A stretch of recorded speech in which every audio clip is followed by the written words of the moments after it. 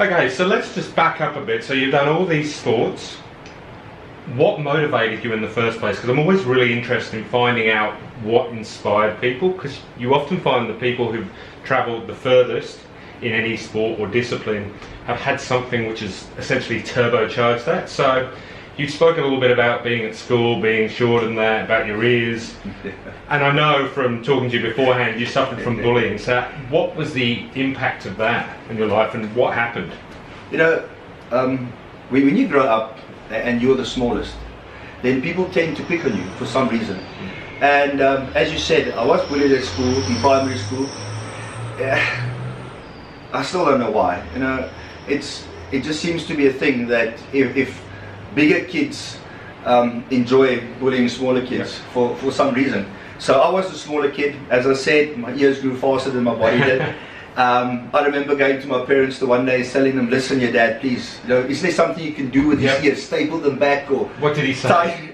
They said if that's what you want to do. Okay, yeah. But when I actually thought about that, you know, I was, you know, how close I was to having it done. Yeah. But then I remember the one day looking in the mirror and actually like pushing my ears back, and it changed my face completely. Yeah. And I just thought to myself, no, you know, this is who I am. You know, but yeah, okay. So I was very small, big ears. So they always used to call me Big Ears, chasing me around. Obviously, they haven't become more original over time. No, absolutely not. And I mean, it was always a group of them. And I'll never forget the one tall. It was like a blonde guy called Emil. Him and his merry gang used to chase me around when I was. This is a standard 2, 3, you know, and 4. And then they will chase me every break and then say, "Oh, but you do judo now. You do judo. Come fight us." And you know, that just pushed me. It pushed me. So when I got to train harder, you know, I needed to be better. Yeah. I needed to be able to stand up against them, and that definitely turbocharged me. That helped me. The fact that I knew that every break for me was a struggle. Yeah. I mean, small break, big break. I knew after school, before school. In the beginning, you used to hide. Then eventually, as I got better, I'm looking at standard 4 and standard 5 now. I started not hiding, you know. I started testing the waters. Then they'll come. I'll still lose, but I started fighting back a bit. Then standard 6 and 7, I wasn't physically big, as I explained to you, know, because of my judo. I mean, still being 50 odd kilos. In standard 5, 6, standard 7, standard 8, still being 60 odd kilos. But I was fast. I was fit. Body-wise, I was very strong. And I always pushed myself in training.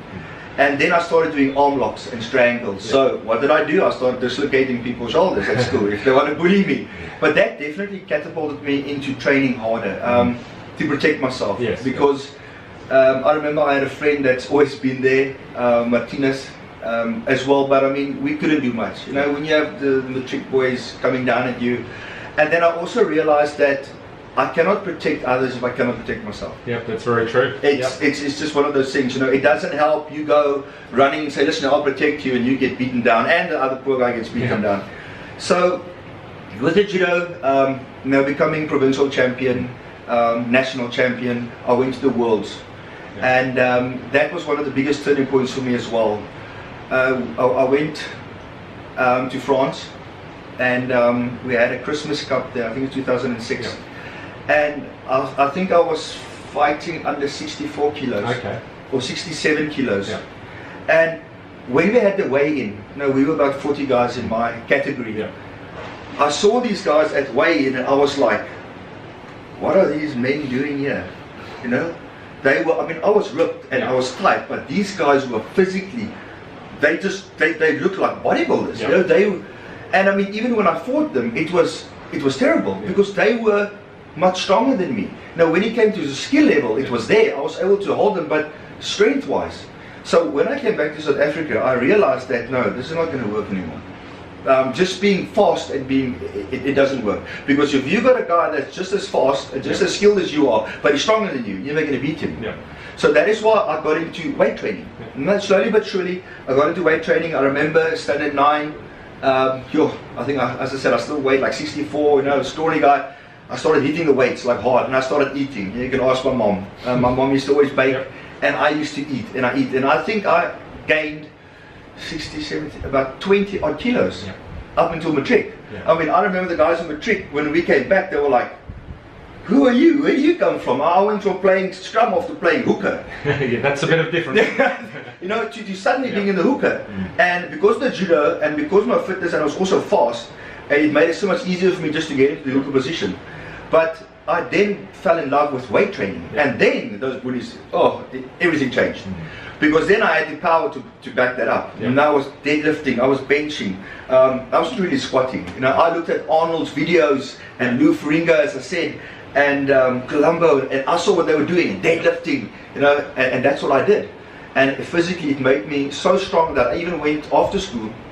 Because Franco Colombo would probably be a better, because he was probably similar height to you, so this, role like model, this. And just seeing what he was able to do, I said no. I remember the one video clip watching him move a car, you know. In Sardinia, I think it was, was Sicily. Up those, and I've always wanted to do that. Ever since I saw that, I said, I will do that. That was probably the original car deadlift, that one. We just gripped it. And I mean, so the bullying actually turbocharged everything. Because I wanted to get bigger, I mean faster. And then technically I wanted to get better, and I did.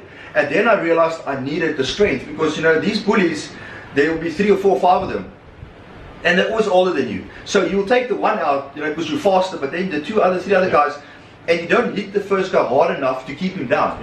But then once I amassed that, and then went in matric, then it was, you know, totally different.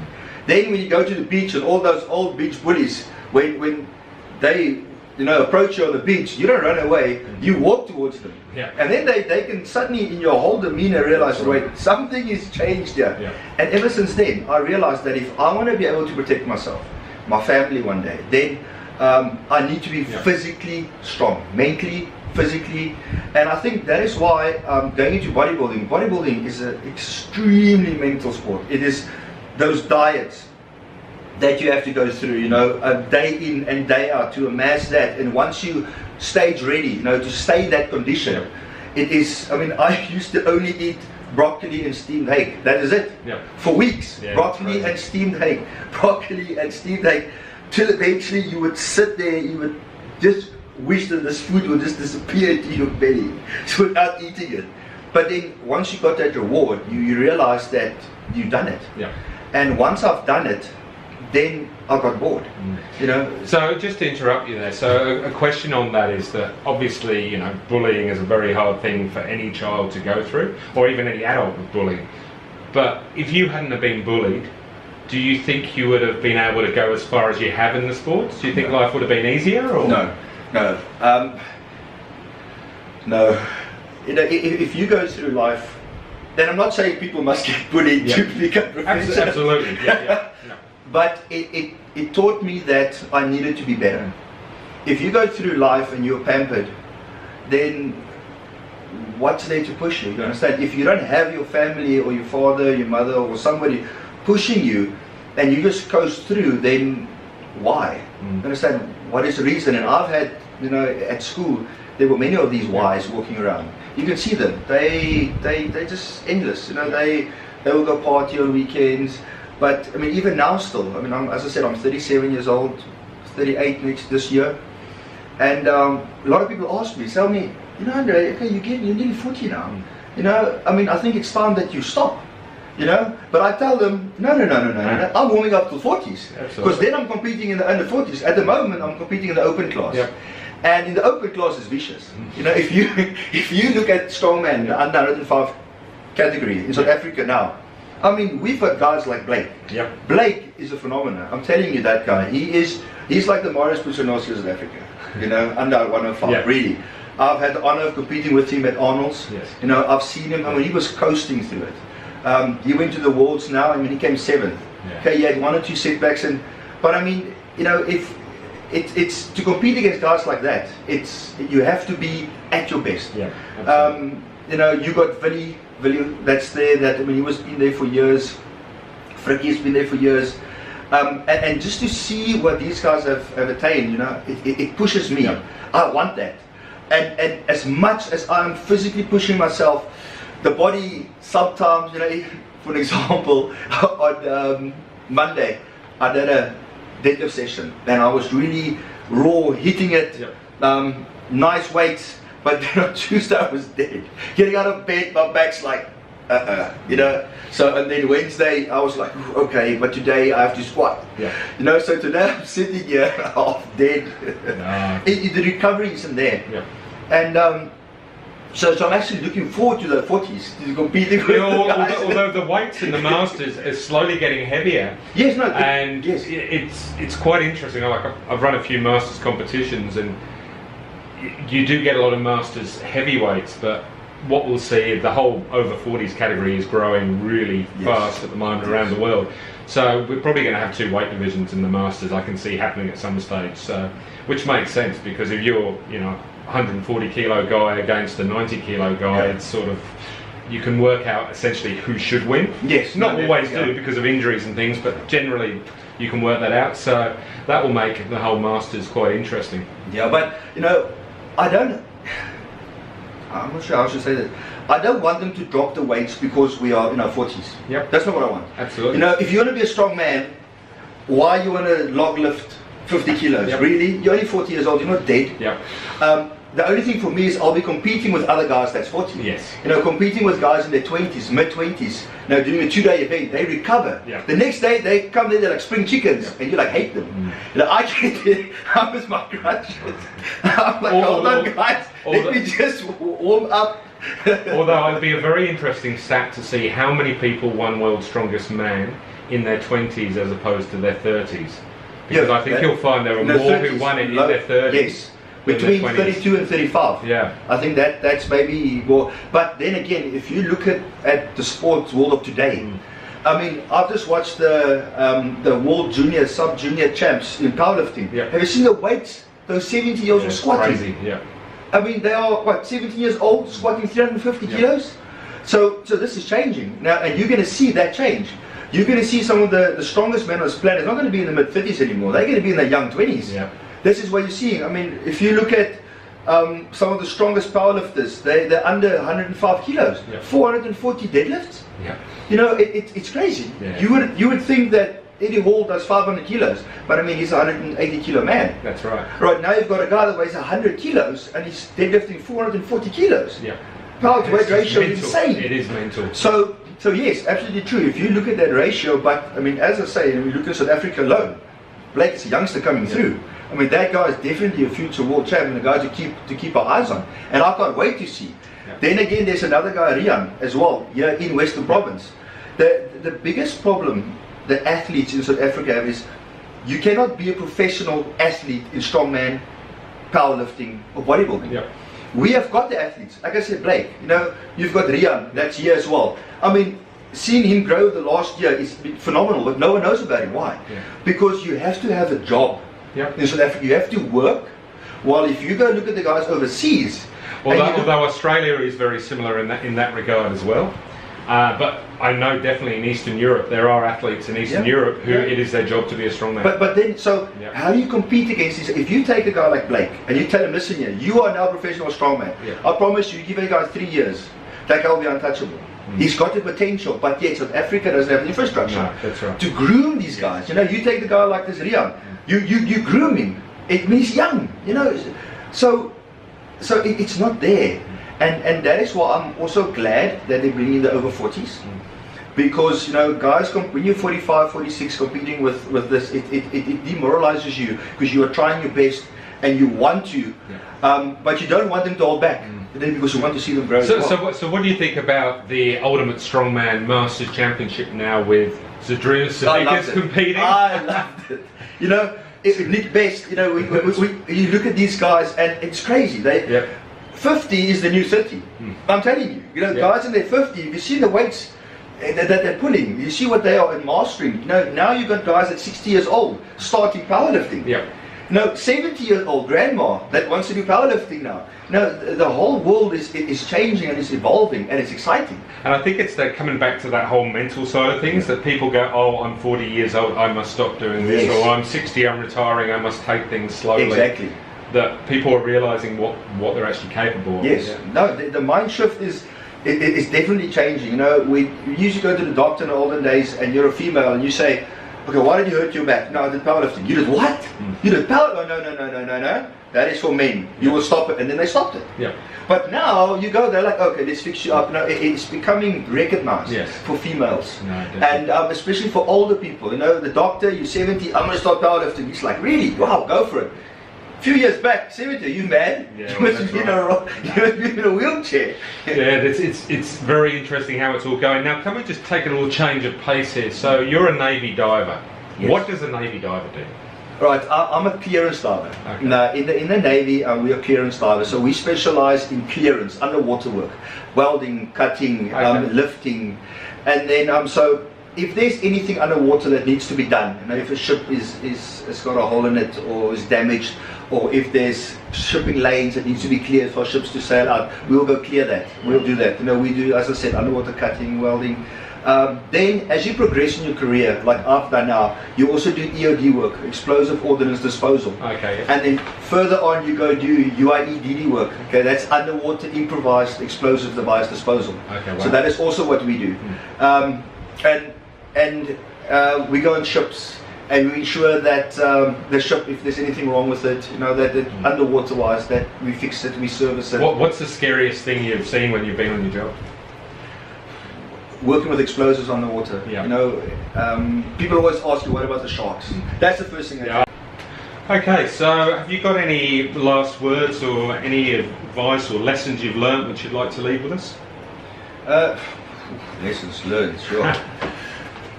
I think the biggest thing that you need to realize is that you are capable of much more than what you actually think you are. Yeah. If I look at some of I always go back to my injuries. And people say, but I said, but that's where I've learned the lessons. You know, if I can use an example, after I hurt my back, then I went through that phase where I thought, you know, it's over. Yeah. Then no, I said I'm going to do it again. It took me about 2 or 3 months just to get back on my feet again, just to walk again and get back. And then, you know, then I told myself, no, you know what, I'm going to compete again. And I mean, 3 months later, I competed at nationals in powerlifting. And was it the best thing to do? Maybe not. Because after that, you know, even though I wanted to prove to myself, yes, I can, you know, I'm not finished, I've got the willpower, I battled. You know, when I got back home, it took me another good 3 or 4 months to actually get back into training. So, that even though you can do more than what you think you can, right, which is absolutely true, sometimes you just need to sit back and just think, is this the best for me? Now, to go through this, now I'm injured, should I just go balls to the wall, as they say, strap on my cock, right, and there I go? Or should I just sit back for a little while and just assess and come back stronger? So, I mean, I've competed with torn quad at powerlifting, and I squatted, second attempt, tore my quad, I still benched, I still deadlifted. I couldn't complete a deadlift. I tried my best, but my leg was like flapping everywhere. And was it the best thing to do? You know, people will tell you, yeah, you know, you're like the Terminator, you know, but they don't see behind the scenes that, you know, for the next 3 or 4 months, you can't do anything. And then that actually plays over to another 6 months where you have to rebuild yourself. So essentially, if you just stopped right there and said, listen, okay, I'm injured now, I'm going to call it quits. 6 months later, you'll be at your best again. Now you know, I'm going to go in for it, all right, strapped, I'm ready. Now a year and a half later, you're still sitting with that injury, like, you know, if I was just, so yeah, you know. So your motto in one sentence, what would you say? I always say, challenge the unknown. That has always been my motto. That is why I wanted to become a clearance diver. I wanted that challenge. Of, you know, everybody said, you want to become a Navy diver, really? You know, and then I said yes. But then people said, when I did powerlifting, I asked them, okay, what is powerlifting? What must I be able to do? So people can say, wow. They said, squat 300 kilos. So I said, I'm going to squat 300 kilos. And then I squatted 300 kilos. And then with the Strongman, I said, what must I be able to do? So they just said, become top 3 in South Africa, you know, and then I did it. You know, I told myself that's what I needed to do. You have to. If you don't challenge the unknown, then you'll get nowhere. Yeah. Really, No, you will always be scared for that next step. Yeah. And it's those guys that are willing to keep on taking that step that eventually ends up on top. But, you see there's always a but. It's a two-edged sword. Yeah. Same thing again. If you're injured and you want to take that next step, it might push you back 2 steps. So challenge the unknown, but do it at the right time. Yeah. Otherwise, it's pointless, because it's just going to set you back 2 or 3 paces. Absolutely. Well, it's been great meeting you, Andre. No, well, continue to challenge the unknown. Yes, and absolutely. I look forward to catching up with you in the future. Yes, no, thank you Thanks very a much. lot. Cheers.